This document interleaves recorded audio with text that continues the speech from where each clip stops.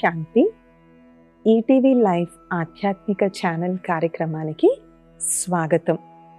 తెలుగులో ఒక మంచి సామెత ఉంటుంది, నీట ముంచిన పాల ముంచిన పైవాడ నీదే భారము అనేసి. అలాగే కష్టాల ఈ మహాసముద్రాన్ని దాటాలి అంటే భగవంతుడొక్కడే దీన్ని దాటించగలడు అని భగవంతుణ్ణి నావికుడు కింద కూడా మనం అభివర్ణిస్తూ ఉంటాం. కాబట్టి జీవితంలో ఏదైనా కష్టం వచ్చినప్పుడు అన్నిటికన్నా మొట్టమొదట మనం ఎవరిని తలుచుకుంటామో? ఆ భగవంతుణ్ణే మనం తలుచుకుంటాం. అయితే ఒక చక్కని కథ ఇప్పుడు మనం విందాం. ఒక ఊర్లోనంట ఒక బాగా పెద్ద తుఫాను వస్తుందంట. బాగా పెద్ద తుఫాను వస్తున్నప్పుడు గ్రామస్తులందరూ కూడా బయటికి వెళ్ళడానికి లేదు, వంతెన తెగిపోయింది, అందరూ చాలా దీన స్థితిలో ఉన్నప్పుడు అందరూ గుడికి వెళ్ళేసేసి దేవుడి ముందు తెగ ప్రార్థనలు చేస్తూ ఉన్నారంట. కానీ ఒక సన్యాసి గారు మాత్రం గుడికి కాకుండా బయట ఉన్నారంట. అందరూ అనుకున్నారంట, అదేంటి కష్ట సమయంలో అందరూ భగవంతుడి దగ్గరికి వస్తే ఈయనేంటి బయట కూర్చున్నాడు అనుకున్నారంట. తర్వాత వరద తగ్గిపోయింది, గ్రామస్తులందరూ ఎవరింటికి వాళ్ళు వెళ్ళిపోయారు, నార్మల్ కండిషన్స్ వచ్చేసాయి. ఇప్పుడు సన్యాసి గారు వెళ్ళి దేవుడు ఎదురుగుండా కూర్చుని పూజ చేయడం మొదలు పెట్టాడంట. అయితే గ్రామస్తులందరూ అనుకున్నారంట, ఈయన ఏమన్నా వింత సన్యాస ఏంటి, అంతా బాగున్నప్పుడు వెళ్ళి గుళ్ళో కూర్చుంటాడు ఏంటని. అప్పుడు ఒక ఆయన వెళ్ళి అడిగారంట, స్వామీజీ మీరు ఎందుకు ఇలా చేశారు అంటే, అప్పుడు ఆయన చాలా నవ్వుతూ అన్నారంట, సుఖంగా ఉన్నప్పుడు మనం భగవంతుణ్ణి స్మృతి చేస్తే కష్టకాలంలో ఆయన్ని స్మృతి చేయాల్సిన అవసరం రాదు అనేసి. ఎందుకంటే భగవంతుడి దగ్గర మనం రోజు మన అటెండెన్స్ వేయించుకున్నాం అనుకోండి, ఆయన ఆటోమేటిక్గా మనల్ని ఎప్పుడు గమనిస్తూనే ఉంటారు. ఎప్పుడో సంవత్సరానికి ఒకసారో అవసరం వచ్చినప్పుడో వెళ్ళి మనం అటెండెన్స్ వేయించుకుంటే ఆహా వీరా అనేసి ఉంటుందన్నమాట.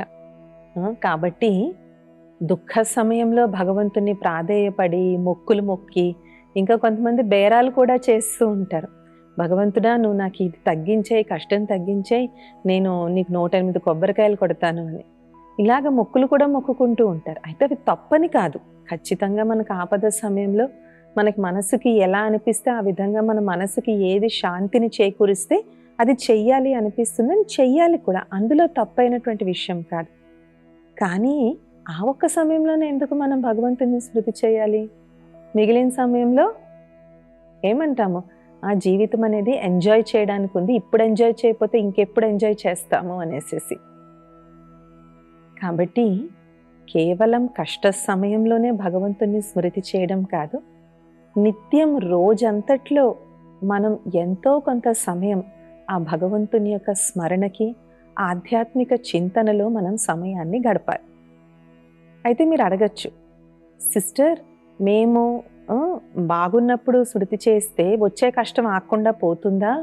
వచ్చే కష్టం ఎలాగా వస్తుంది? దానికోసం ఇప్పటి నుంచి ఎందుకు సిస్టర్ మేము మెడిటేషన్ ఇవన్నీ చేయడం, వచ్చినప్పుడు చూసుకుంటాంలేండి అని అంటారు. అది ఒక రకంగా పాయింటే అనిపిస్తుంది కదా. ఏదో కష్టం వస్తుందని ఇప్పటి నుంచే ఎందుకు సిస్టర్ మేము మెడిటేషన్, స్పిరిచువాలిటీ ఇవన్నీ ప్రాక్టీస్ చేయాలి, ఇప్పటికైతే బాగానే ఉంది కదా అనుకుంటాం.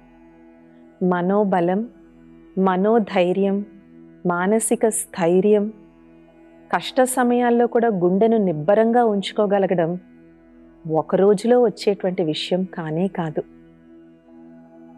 కొంతమంది చూడండి, చిన్న రక్తం చూసారంటే కళ్ళు తిరిగి పడిపోతారు వాళ్ళు. మరి అలాంటిది పెద్ద ఉపద్రవం వచ్చిన తర్వాత ఏమన్నా తట్టుకోగలుగుతారా? ఇంకొంతమంది వాళ్ళు గాబరా పడిపోయి పక్క వాళ్ళని కూడా గాబరా పెట్టేస్తారు, లబో దిబో అని ఏడుస్తారు. అందరూ ఏమంటారు, అమ్మ నువ్వు కాస్త నీ ఏడు పాపమ్మా, అసలు అక్కడ ఏమైందో చూడండి అని అంటారు. ఇంకొంతమంది కష్టాన్ని చూసి పారిపోతారు. పారిపోవడం 2 రకాలుగా ఉంటుంది. ఒకటి ఏకంగా ఇల్లు వదిలే పారిపోతారు, రెండోది వ్యసనాల్లో తమను తాము కోల్పోతారు. తాగుడుకు బానిస అవ్వడం, పేకాట జూదానికి బానిస అవ్వడం, మత్తు పదార్థాలు స్వీకరించడం, ఈ విధంగా కష్టాల నుంచి తప్పించుకోవడానికి ప్రయత్నిస్తుంటారు. ఎందుకు? ముందు నుంచే మనసుని, బుద్ధిని, శరీరాన్ని దానికి ప్రిపేర్ చెయ్యలేదు కాబట్టి. అందుకని ఆధ్యాత్మిక చింతన, ఆధ్యాత్మిక ధ్యానం, ఆధ్యాత్మిక జ్ఞానం అనేటువంటిది ఇలా మనం చిన్నప్పటి నుంచి దాచుకునే చిన్న మొత్తాల పొదుపు లాంటిది. అండ్ ఇంకొక విషయం ఏంటి అంటే, ప్రతి మానవుని జీవితంలో కొండంత కష్టాలు చాలా అరుదుగా వస్తూ ఉంటాయి. జీవితంలో 1-2 సార్లు వస్తూ ఉంటాయి. కొన్ని కష్టాలు మనం కోరి తెచ్చుకున్నవి అవుతాయి. పరమాత్ముడు చెప్తారు, విషయం చిన్నదిగానే ఉండొచ్చు, కానీ దాని గురించి పదే పదే ఆలోచించి మనం దాన్ని పెద్దదిగా చేసుకుంటాము అనేసి. చిన్నపిల్లలు కూడా చూడండి, చిన్న దెబ్బ ఏమైనా తగిలిందనుకోండి, నన్ను ఊరికే కెలుకుతూ ఉంటే తల్లి ఏమంటుంది, దాన్ని అస్సలు నువ్వు ముట్టుకోకుండా ఉంటే అదే తగ్గిపోద్ది, నువ్వు అలా దాన్ని గీకి గీకి పెద్దది చేసి పుండు చేసేస్తున్నావు అనేసి. సో మనందరి తండ్రైన భగవంతుడు, ఆ ఈశ్వరుడు కూడా మనకి ఏం తెలియచేస్తున్నారంటే, పిల్లల్లారా మీరు చేసుకున్నటువంటి కర్మల అనుసారంగా శరీరంతో, మనసుతో, ధనంతో, తనువు మనసు ధనంతో మనకి తెలుసో తెలియకుండా సూక్ష్మ పాపాలు చేస్తూ ఉంటాం. వీటి అనుసారంగా మీకు కర్మ బంధనాల రూపంలో మీకు చిన్న పెద్ద కష్టాలు వస్తూ ఉంటాయి. కానీ ఎప్పుడైతే మనం దాన్ని విచారించి లబోదిబో అనుకుని పెద్దదిగా చేసినప్పుడు ఉన్న నొప్పి కూడా చాలా పెద్దదిగా అవుతుంది. దీని కొరకు ఒక గమ్మత్తైన ఎక్స్పెరిమెంట్ గురించి మనం తెలుసుకుందాం. అంటే మనసు యొక్క ప్రభావం శరీరంపై ఎలా పడుతుంది అనే దానికి అమెరికాలోని ఒక విశ్వవిద్యాలయం వారు ఒక పరిశోధన చేశారు. ఇది ప్రాక్టికల్గా పబ్లిష్ అయినటువంటిది, మీరు నెట్లో వెతికినా కూడా మీకు దొరుకుతుంది. ఒక డాక్టర్ వద్దకి కొంతమంది మోకాళ్ళ నొప్పులతో వచ్చారు. వారందరికీ సర్జరీ చెయ్యాలి అని చెప్పారు. ఒక 50% మందిని ఒక గదిలో, ఇంకో 50% మందిని ఇంకో గదిలో కూర్చోబెట్టారు. వీరికి ఆపరేషన్ చేయడం, మొదటి గదిలో వారికి ఆపరేషన్ చేయడం మొదలుపెట్టారు. అదంతా టీవీ స్క్రీన్స్ కుంటే బయట వాళ్ళ బంధువులకు చూపెట్టారు, ఇదిగోండి మీ వాళ్ళకి ఆపరేషన్ చేశామని. ఆపరేషన్ అయిపోయిన తర్వాత వాళ్ళని ఇంటెన్సివ్ కేర్ యూనిట్లో పెట్టి వాళ్ళకి మందులు ఇచ్చి అంతా చూశాక వాళ్ళ మోకాళ్ళ నొప్పి తగ్గింది. అమ్మయ్య, ఆపరేషన్ వల్ల మా మోకాళ్ళ నొప్పి ప్రాబ్లం తగ్గిందని వాళ్ళు సంతోషించారు. రెండో గదిలో వాళ్ళని కూడా ఆపరేషన్ థియేటర్లోకి తీసుకెళ్లారు. వాళ్ళ బంధువులకు చూపెట్టడానికి కూడా టీవీ అన్నీ అరేంజ్ చేశారు. డాక్టర్ గారు అవే పరికరాలు వాడారు, అన్నీ చేశారు. తర్వాత వాళ్ళని కూడా బయటికి తీసుకొచ్చి ఐసీయూలో పెట్టి మందులు అవన్నీ ఇచ్చాక మాకు కూడా తగ్గిపోయిందని రెండో గది వారు కూడా అన్నారు. ఆ తర్వాత యాక్చువల్ సీసీటీవీ ఫుటేజ్ తీసి చూస్తే జరిగింది ఏంటంటే, మొదటి గదిలో ఉన్న 50 మందికే నిజంగా ఆపరేషన్ జరిగింది. రెండో గదిలో ఉన్న 50 మందికి ఆపరేషన్ జరగలేదు. కేవలం డాక్టర్లు, ఆ పరిశోధకులు ఆ విధంగా చూపెట్టారంతే. కానీ వీరేమనుకున్నారు, మాకు కూడా తగ్గిపోయింది అని అనుకున్నారు. అంటే మనసు యొక్క ప్రభావం శరీరంపై అంత బలంగా పడుతుందన్నమాట. కాబట్టి ఎప్పుడైతే మనం ఆధ్యాత్మిక చింతనలో మనం గడుపుతామో మనలో ముఖ్యంగా సమీకరణ శక్తి వస్తుంది. అంటే ద పవర్ టు అడ్జస్ట్. ఏ సందర్భాచితంగా ఎంత మనం ఆలోచించాలో అంతే మనం ఆలోచిస్తాం, ఎంత మాట్లాడాలో అంతే మాట్లాడతాం, ఎక్కడ మాట్లాడాలో అక్కడ మాట్లాడతాం, ఎక్కడ తగ్గుండాలో అక్కడ తగ్గి ఉంటాం. కాబట్టి ఈ విధంగా ఎప్పుడైతే ఆధ్యాత్మిక చింతన అనేటువంటిది మన నిత్య జీవితంలో భాగం అవుతుందో అప్పుడు వచ్చేటువంటి కష్టాలను మనం ఎదుర్కోగలుగుతాం. చూడండి, ఈ కాలంలో 13-14 ఏసు పిల్లలు కూడా అఘాయిత్యాలు తలపెడుతున్నారు. ఎందుకు? మొన్న మధ్య ఒక స్కూల్లో క్లాస్ చేయడానికి వెళ్ళడం జరిగింది. వాళ్ళకి అభిమన్యుడి యొక్క ఉదాహరణ ఇస్తూ ఉన్నాం. అభిమన్యుడు ఏ విధంగా తల్లి పొట్టలోనే యుద్ధాల గురించి అంతా తల్లి గర్భంలోనే తెలుసుకున్నారు అని. ఆ పిల్లలందరూ తెల్లమొహాలేసి చూస్తున్నారు. వాళ్ళందరూ 10వ తరగతి పిల్లలు, చిన్నపిల్లలు కూడా కాదు. డౌట్ వచ్చి, మీకు అభిమన్యుడు అంటే ఎవరో తెలుసా అని అడిగితే అందులో ఒక అబ్బాయి అన్నాడు, మేడం అలాంటి హీరో ఎవడు లేరు మేడం అని అన్నారు. అలాంటి పేరు గల సినిమా హీరో ఎవరు లేరు మేడం అన్నారు. ఇది వాస్తవంగా జరిగింది. 10వ తరగతి ఆ పిల్లోడిది. ఆ తర్వాత నాకు, మీలో ఎంతమందికి మహాభారతం అంటే తెలుసు అంటే ఒకరిద్దరు చేతులెత్తి, టీచర్ కరోనా సమయంలో మాకు సీరియల్ కింద మేము ఇంట్లో చూసాం టీచర్ అని అన్నారు. మిగిలిన వాళ్ళకి అది కూడా తెలియదు. మీలో ఎంతమందికి రామాయణ భాగవత భారతాలు తెలుసు అంటే అందరూ ముసిముసి నవ్వులు నవ్వుకోవడమే తప్ప, కొందరు అదేదో టీవీ సీరియల్ అని, ఇంకొక అబ్బాయి అయితే మొన్న రీసెంట్గా రిలీజ్ అయినది ఏదో సినిమా అని ఈ విధంగా చెప్పడం మొదలుపెట్టారు. వాళ్ళు 10వ తరగతి పిల్లలు, మన భావి పౌరులు. అంటే వారిలో ఆధ్యాత్మికత పట్ల అవగాహన కనుమరుగవ్వడమే కాదు, అసలు లేదు. అది లేకపోవడం కాకుండా వికారాల పట్ల ఆకర్షణ కూడా ఎక్కువ ఉంది. మొబైల్ అవ్వచ్చు, గేమ్స్ అవ్వచ్చు, రకరకాల విషయాలు అవ్వచ్చు. సో మంచి లేకపోవడంతో పాటు చెడు కుప్పలు కుప్పలుగా వచ్చి వాళ్ళ బుద్ధిలో మనసులో పడుతోంది. అందుకనే టీచర్ చిన్న మాట అనిందని స్కూల్కి వెళ్ళడం మానేసిన వాళ్ళు. ఒక తల్లి తన ఐఐటి కోసం ప్రిపేర్ అవుతున్న వాళ్ళ అబ్బాయిని తీసుకొచ్చింది. మా అబ్బాయి ఐఐటికి బాగా ప్రిపేర్ అవుతున్నాడు సిస్టర్, కానీ ఈ మధ్యన వెళ్ళడం మానేశాడని. చాలా చాలా ప్రాధేయపడగా అబ్బాయి చెప్పింది ఏంటంటే, వాళ్ళ ఫిజిక్స్ మాస్టర్ ఆ అబ్బాయితో చాలా నువ్వు అది సరిగ్గా చేయట్లేదు, ఇది సరిగ్గా చేయట్లేదు అని అంటున్నాడంట. అందుకని ఆ అబ్బాయి మొత్తానికి నేను అసలు ఐఐటి ఎగ్జామ్ రాయడం మానేస్తానన్నాడు. సో ఇన్ని ఉదాహరణలు మీకు ఎందుకు ఇవ్వడం జరుగుతుంది అంటే, ఆధ్యాత్మికత అనేటువంటిది చిన్నతనం నుంచి వాళ్ళకి తెలియచేయాలి. గెలుపైన ఓటమైన జీవితం చాలా పెద్దది. ఇవాళ మనం ఒక విషయంలో ఓడిపోవచ్చు, కానీ రేపు ఇంకొక విషయంలో గెలుస్తాం. గెలుపు ఓటములేవి మన చేతిలో ఉండనే ఉండవు. వివాహ బంధంలోకి వెళ్ళిన తర్వాత కూడా భర్త ఒక చిన్న మాట అన్నాడనో, భార్య తను చెప్పిన చీర కట్టుకోలేదనో, తనకు నచ్చిన వంట చేయలేదనో, ఇలాంటి చిన్న చిన్న కారణాలకి 100 ఏళ్ళు కలిసి జీవించాల్సినటువంటి సుందరమైన వివాహ బంధాన్ని నెలల్లోనూ లేదంటే 2-3 సంవత్సరాల్లోనే తెంచేసుకుంటున్నారు. మాకేం అవసరం అండి, నాకు అవసరం లేదని ఈయన అనుకుంటాడు, నాకు అవసరం లేదని ఆమె అనుకుంటారు. అసలు అంత అవసరమే లేనప్పుడు పెళ్ళెందుకు చేసుకోవడం? హాయిగా సింగిల్గా ఉండొచ్చు కదా. అవసరం కోసం మ్యారేజ్ చేసుకోరు. అవసరం కోసం ఎవరూ మ్యారేజ్ చేసుకోవాల్సిన అవసరం లేదు. కానీ ఒక ఆరోగ్యకరమైనటువంటి సమాజానికి పట్టు కొమ్మ లాంటిదే ఆరోగ్యవంతమైన కుటుంబం. ఆరోగ్యం అంటే బీపీలు షుగర్లు నార్మల్గా ఉన్న కుటుంబం అని కాదు.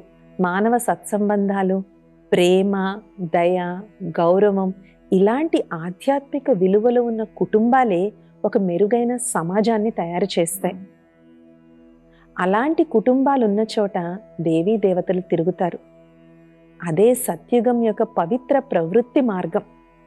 సత్యుగంలో ఉన్నటువంటి దేవీ దేవతలు కూడా గృహస్థులోనే ఉంటారు, కానీ వారిది దివ్య గుణాల సంపన్నంతో ఉన్నటువంటి ప్రవృత్తి మార్గం.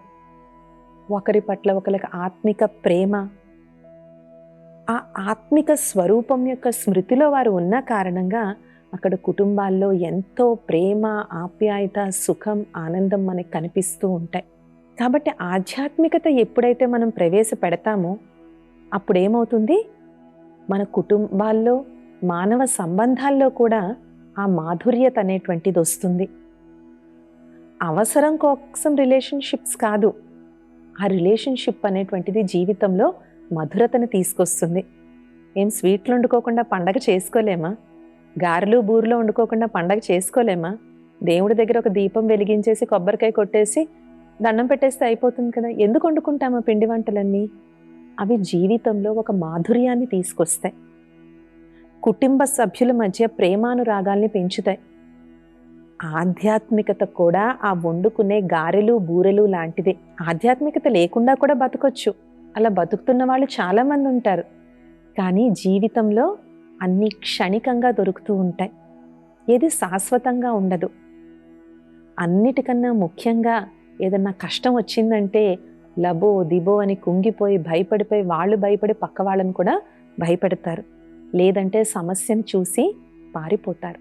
అయితే మీరు అడగచ్చు, సిస్టర్ మరి రోజు మేము మెడిటేషన్ చేయడం వల్ల, ఆధ్యాత్మిక విషయాలను చదువుకోవడం వల్ల మళ్ళీ మనోబలం ఎలా పెరుగుతుంది, రెండిటికి సంబంధం ఏంటి అని మీరు అనుకోవచ్చు. అయితే భగవంతుడు దీని కొరకు ఒక సుందరమైనటువంటి మార్గాన్ని చెప్తారు. ఆయన అంటారు, మీ జీవితంలో మీ తల మీద ఏదైతే టోక్రీ అంటే గంప, తెలుసో తెలియకో మనందరం నెత్తి మీద ఓ పెద్ద గంపను పెట్టుకొని తిరుగుతున్నాం. ఆ గంపను దించేసుకోవడానికి ఒకే ఒక అక్షరాన్ని మార్చండి అని అంటారు. అక్షరమే, పదం కూడా కాదు. ఒకే ఒక అక్షరాన్ని మార్చినట్లయితే మీ తల మీద ఉన్న గంప దిగిపోతుంది అని చెప్తారు. ఏంటనుకున్నారో ఆ అక్షరం? నా అనే దాని బదులు నీ అని అనండి. నా సంసారం, నా పిల్లలు, నా ఉద్యోగం, నా వ్యాపారం, నా బండి, నా ఇల్లు కాదు. భగవంతుడా ఇదంతా నీది. నా అనే దాని బదులు నీ అని అనమంటారు. దీని కొరకు జనక మహారాజు యొక్క సుందరమైన వృత్తాంతం ఉంది. జనక మహారాజు వైరాగ్యం తీసుకుందాము, నాకు ఈ సంసారం సాగరం వద్దు, నాకు ఈ రాజ్యము వద్దు, నేను ఎవరికన్నా ఇచ్చేస్తాను అని ప్రకటన వేస్తారు. కానీ మహారాజే రాజ్యం త్యాగం చేసి వెళ్ళిపోతే రాజ్యాన్ని ఎవరు కాపాడతారు? అప్పుడు అష్టావక్రుడు వస్తారు. అష్టావక్రుడికి దేహం 8 రకాలుగా తిరిగి ఉంటుందంట. కానీ ఆయన మహామేధావి. అష్టావక్రుల వారు జనక మహారాజు వద్దకు వెళ్ళి అంటారంట, సరే రాజా, నీ రాజ్యమంతా నాకు ఇచ్చేయని అంటారు. జనక మహారాజు చాలా సంతోషంగా అష్టావక్రుడికి రాజ్యమంతా ఇచ్చేస్తాడు. రాజ్యమంతా ఇచ్చేసి పట్టాభిషేకం అంతా అయిపోయిన తర్వాత ఇప్పుడు అష్టావక్రుడు అంటాడంట, మహారాజా ఇదంతా నాకు ఇచ్చేసావు కదా, ఇంక ఇది నీది కాదు. లేదు లేదు స్వామీజీ, ఇదంతా ఇంక మీదే అని. ఇప్పుడు నేను నీకు ఇది సంభాళించడానికి ఇస్తున్నాను, కాబట్టి నువ్వు దీన్ని సంభాళించు అని అన్నాడంట. జనక మహారాజు మనసు చాలా తేలికైపోయింది. ఆయన యథావిధిగా రాజ్యపాలన చేశారు. కానీ ఏ భావంతో చేశారు? నేను కేవలం నిమిత్తంగా అవి చేస్తున్నాను తప్ప ఈ రాజ్యము, ఈ భోగభాగ్యాలు నావి కావు అనేసేసి. ఈ సుందరమైనటువంటి వృత్తాంతం మనకి జీవితం యొక్క ఎన్నో సత్యాలను తెలియచేస్తుంది. భగవంతుడు కూడా ఒకటే అంటారు, నీకు ఏది లభించినా అది నేను నీకు ఇచ్చాను. చూడండి, ఏదన్నా మంచి జరిగిందనుకోండి, ఏమంటారు? భగవంతుడి దయ వల్ల జరిగిందండి, భగవంతుడు మా మీద చల్లని చూపు చూశారండి అని అంటాం. అంటే మనకెక్కడో ఒకక్కడ ఒక మూలను మనకి తెలుసు, ఏది ఇచ్చినా భగవంతుడు మనకి ఇచ్చారు. ఇంకొకటి పూర్వజన్మల్లో మనం చేసుకున్నటువంటి పుణ్యం. పూర్వజన్మల్లో మనం ఒక నలుగురికి ధన సహాయం చేశామనుకోండి, ఈ జన్మలో మనం మంచి ధనికుల ఇంట్లో జన్మ తీసుకుంటాం. పూర్వజన్మలో ధర్మాసుపత్రి కట్టిస్తే ఈ జన్మలో మనకు మంచి ఆరోగ్యం ఉంటుంది. ఈ విధంగా మనం చేసుకున్నటువంటి కర్మ ఫలితం అనుసారంగా మరియు భగవంతుడు మనకి ఇచ్చినటువంటి వారసత్వం అనుసారంగా మన జీవితంలో భోగ భాగ్యాలు కానీ, మంచి చదువు కానీ, మంచి ఆరోగ్యం కానీ మనకి లభిస్తాయి. కాబట్టి ఇది అంతా ఆ పరమాత్ముడు నాకు ఇచ్చారు, నేను సంభాలన చెయ్యాలి అనేటువంటి నిమిత్త భావన ఆధ్యాత్మికత నేర్పిస్తుంది. కాబట్టి ఇవాల్టి నుంచి మన పదజాలంలో ఇది నాది కాదు, ఇది ఆ భగవంతునిది, ఇది నీది స్వామి అని ఆయనకి మనస్ఫూర్తిగా సమర్పణ చేసేయండి. ఎప్పుడైతే ఆ విధంగా మనస్ఫూర్తిగా మనం సమర్పణ చేసేస్తామో అప్పుడు చూడండి, భగవంతుడు మనకన్నా మన కార్యాలను ఎంత బాగా చేస్తారు. కరెక్ట్ వాళ్ళు కరెక్ట్ టైంకి మనకు ఎదురవుతారు. కరెక్ట్ ఆలోచన కరెక్ట్ టైంకి మనకు వస్తుంది. కాబట్టి ఈ విధంగా సమర్పణ యొక్క బుద్ధి, సమర్పణ యొక్క మనస్సు ఆధ్యాత్మికత మనకి తెలియచేస్తుంది. దీనికోసమే చెప్తారు, కురుక్షేత్ర యుద్ధం అయిపోయిన తర్వాత అర్జునుడు కృష్ణుడు వెళ్ళిపోతున్నారంట. అయితే కృష్ణుడు అంటే ఒక రాక్షసుడికి మహా ఇష్టం. కానీ ఆ రాక్షసుడి తలని శ్రీకృష్ణుల వారు స్వదర్శన చక్రంతో సంహరిస్తారు. అయితే ఆ రాక్షసుడు అంటారు, కృష్ణ, నేను నీ పరమ భక్తుణ్ణి, ఈ జన్మలో రాక్షసుడిగా పుట్టాను, కానీ నాకు సదా నిన్ను చూస్తూ ఉండాలని ఉంది, ఎందుకంటే నేను నీకు భక్తుణ్ణి అని అన్నారు. అప్పుడు శ్రీకృష్ణుడు అన్నాడంట, సరే ఈ కురుక్షేత్రం యొక్క ఊరి చివరిలో ఒక మర్రి చెట్టు ఉంది, నువ్వు వెళ్ళి దాని మీద ఉండు అని చెప్పాంట. అప్పుడు నువ్వు మొత్తం యుద్ధాన్ని అంతా చూడొచ్చు అని చెప్పాంట. సో మొత్తం యుద్ధం అంతా చూశాడు ఆ రాక్షసుడు. ఇప్పుడు యుద్ధం అయిపోయింది, అర్జునుడు కృష్ణుడు వెళ్ళిపోతున్నారు. కానీ అర్జునుడికి బయటకు అనకపోయినా ఈ యుద్ధం నా వల్లే గెలిచింది అని చిన్న అహంకారం ఉంటుందన్నమాట. బయటికేం అనడు, శ్రీకృష్ణుడి దగ్గర అనరు, ఎవరి దగ్గర అనరు. కానీ ఆయన మనసులో మాత్రం ఆ భావన ఉంటుంది, నా వల్లే కదా ఈ యుద్ధం గెలిచింది అని. శ్రీకృష్ణుల వారికి కోర్స్ ఈ విషయం తెలుస్తుంది. శ్రీకృష్ణుల వారు కూడా ఏమీ అనరు. కేవలం ఏ చెట్టు దగ్గర అయితే రాక్షసుడు ఉన్నాడో ఆ చెట్టు దగ్గరికి వెళ్ళినప్పుడు శ్రీకృష్ణుడు అంటారంట, పార్థ నేను కొంచెం అలసిపోయాను, మనం ఇక్కడ రెస్ట్ తీసుకుందామా అని అంటారు. ఓ తప్పకుండా కృష్ణ అని చెప్పి అక్కడ రథాన్ని ఆపి ఇద్దరు ఆ మర్రి చెట్టు కింద సేద తీరడానికని కూర్చుంటారు. శ్రీకృష్ణుని వారు పడుకున్నట్టు నటిస్తూ ఉంటారు. అర్జునుడు మాత్రం అలా చుట్టూ తిరుగుతూ ఈ రాక్షసుడిని చూస్తాడు. చూసి సరే ఈ రాక్షసుడన్న నన్ను మెచ్చుకుంటాడేమో చూద్దామని రాక్షసుడి దగ్గరికి వెళ్ళి, నువ్వు యుద్ధమంతా చూసావా అంటే, నేను మొత్తం యుద్ధమంతా చూశాను అని అంటాడు. అయితే నీకు మొత్తం యుద్ధంలో వీరుడు, మహావీరుడని ఎవరనిపించారు అని అడుగుతాడు. అప్పుడు రాక్షసుడు అంటాడు, మహావీరుడా ఎవరూ లేరే అని అంటాడు. అదేంటి, మేమందరం ఇంత భీకరంగా పోరాడాం, దివ్యాస్త్రాలను ప్రయోగించాము, ఎంత మృత్యువుని ఎదుర్కొని మేము వెళ్ళాను, ఎవరూ మహావీరులు లేవంటావేంటి నువ్వు అంటే, అప్పుడు రాక్షసుడు గట్టిగా నవ్వుతాడు. నవ్వి, అదా మీరందరూ కూడా శ్రీకృష్ణుల వారు ఆజ్ఞానుసారం కేవలం మీ కాళ్ళు చేతులు నడిపారంతే. రథంపై కూర్చుని మీ అందరితో ఆ అస్త్రాలను ప్రయోగింపచేసింది శ్రీకృష్ణుడే, మీరు కేవలం కాళ్ళు చేతులు నడిపారంతే అని చెప్తాడు. దానితో అర్జునుడి యొక్క అహంకారం పటాపంచలవుతుంది. శ్రీకృష్ణుల వారు కూడా చిరునవ్వు నవ్వి రథంతో మళ్ళీ హస్తినాపురానికి వెళ్ళిపోతారు. సో భగవంతుడికి మన అందరితో చేయించేటువంటి వాడు భగవంతుడు. కానీ నాది, నేను చేస్తున్నాను అనేటువంటి అహంకారం ఎప్పుడైతే వస్తుందో, లేదంటే నాది నాది అనే మోహం ఎప్పుడైతే వస్తుందో, అప్పుడే భగవంతుడు చెప్పినట్టు టోక్రీ అంటే మనం గంపం పెట్టుకుంటూ ఉంటాం. అయితే ఒక్కోసారి మన గంపే కాదు, పక్క వాళ్ళ గంపను కూడా మనం మోయడానికి ప్రయత్నం చేస్తూ ఉంటాం. పక్క వాళ్ళ గంపను ఎప్పుడు మోస్తాము? పరచింతన, పరదర్శన, పరమతము. ఈ 3 పాలు. పక్క వాళ్ళని చూడడం, పక్క వాళ్ళ గురించి ఆలోచించడం, పక్క వాళ్ళు ఏం చేస్తున్నారో, పక్కింటోళ్ళు ఇలా చేశారు, మా ఫ్రెండ్ అలా చేసింది, ఇది ఇలా జరిగింది అని ఈ పర అనేది ఏదైతే ఉందో, ఇది మన గంప మీద పక్క వాళ్ళ గంపను కూడా తెచ్చుకుని మన నెత్తి మీద పెట్టుకున్నట్టు.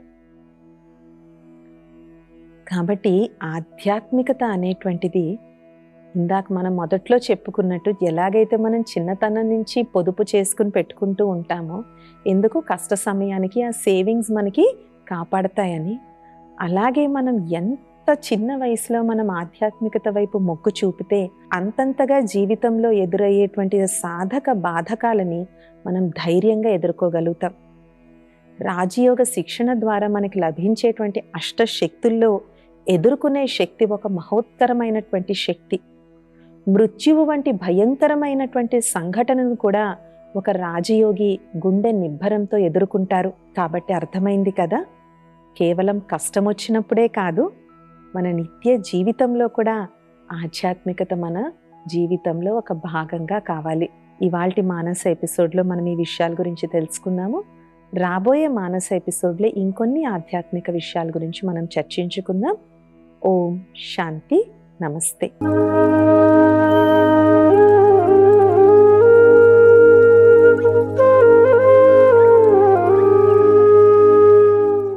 ఈ కార్యక్రమాన్ని తిరిగి చూడాలనుకుంటే www.youtube.com/ETV Life Spiritual లో చూడవచ్చు.